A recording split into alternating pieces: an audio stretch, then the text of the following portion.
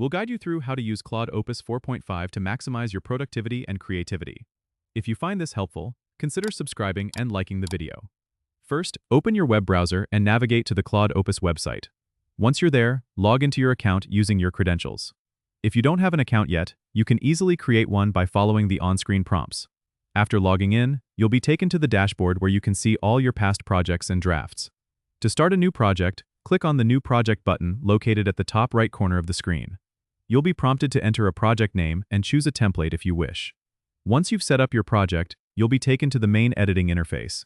Here, you can start drafting your content. On the left side, you'll see various tools and options.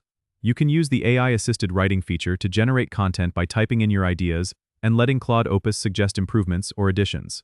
It's a great way to overcome writer's block or refine your text. To organize your content, you can create sections and subsections using the toolbar at the top. If you need to collaborate with others, you can share the project by clicking the Share button and entering their email addresses. This will allow them to view or edit the document depending on the permissions you set. Remember to save your work regularly by clicking the Save icon to ensure no progress is lost. Once you're satisfied with your project, you can export it in various formats like PDF or Word by clicking the Export button. This makes it easy to present your work or share it externally. Claude Opus 4.5 makes writing and collaboration seamless with its powerful tools and intuitive interface. Don't forget to subscribe and comment if this helped you out.